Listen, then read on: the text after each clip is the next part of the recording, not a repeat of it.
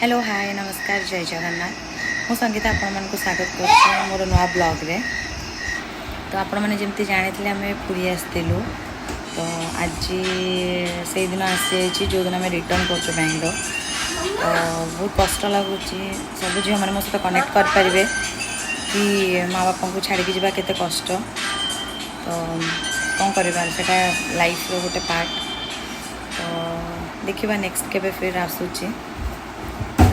देखु पैकिंग तो सर जाइए तो आगू कौन हो कंटिन्यू रुहतु वीडियो रे। ये देखु बाबा लगेज सब धरती तो आम बाहर भुवनेश्वर जावाई भुवनेश्वर रु बेंगलोर जीवी तो ये गाड़ी में आम बस सारचु समस्त माने समस्त मन टी दुख अच्छे किंतु कौन करवा सेटा लाइफ आमको जीवाक पड़ो सब तो रही पारबनी ये गाड़ी में बसिकी आम बाहर भुवनेश्वर जावाई माने छुट्टीटा केमती पड़ेगा जना भी पड़लानी अल्प समय लगिला रहा बेले बापा घरे झील को जिते दिन रही भी लगे कम दिन ही रही तो से भाया जिनस तो देखा नेक्स्ट केबे आसवा ओडिशा को माने पुरी को तो पुरी गोटे एमती जगह जो केबे भी जीवा को मन हुए जेहेतु बाबा मम्मी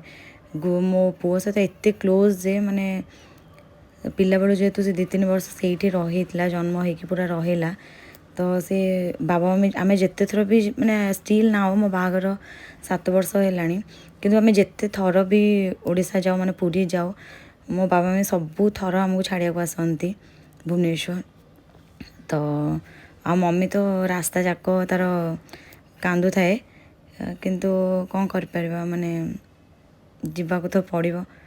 तो से भाया जिनस आठ आम एयरपोर्ट रे भुवनेश्वर रे एंट्री कर सारीचु देखु आगु आगु कौन हो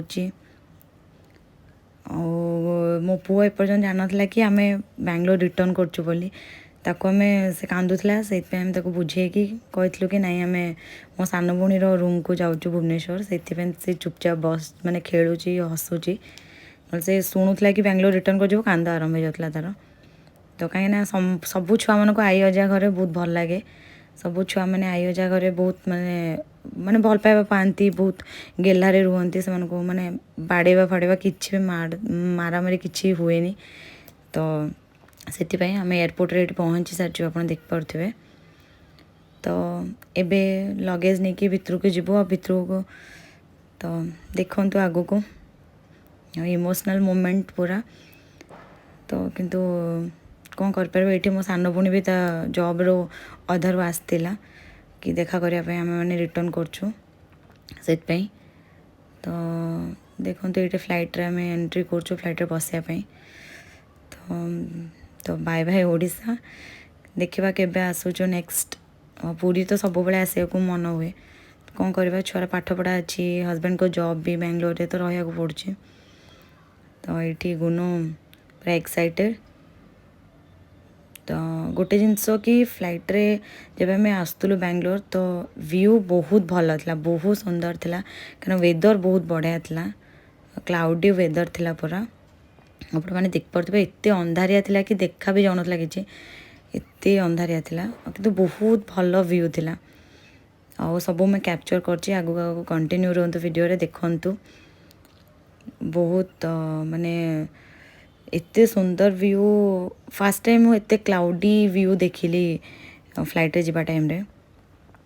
आपण आगू देखिपारे बेंगलोर रे पहुँचवा पूर्व केते क्लाउडी थिला और बेंगलोर रे जेहेतु बहुत वर्षा होची आपण जानी थिबे तो बहुत सारा माने एते क्लाउडी थिला माने अंधार पूरा देखा होतला आ पहुँचला परे भी वर्षा होतला सेठी तो मुझे कैप्चर कर पारि देख पारि ये आम बेंगलोर रे माने पहुँचबार पाखापाखि हो जाइलु बेंगलोर रे तो देखो केते सुंदर व्यू ये बेंगलोर एयरपोर्ट रे आम पहुँची सारचु ये आम कैब रे जाऊँ घर को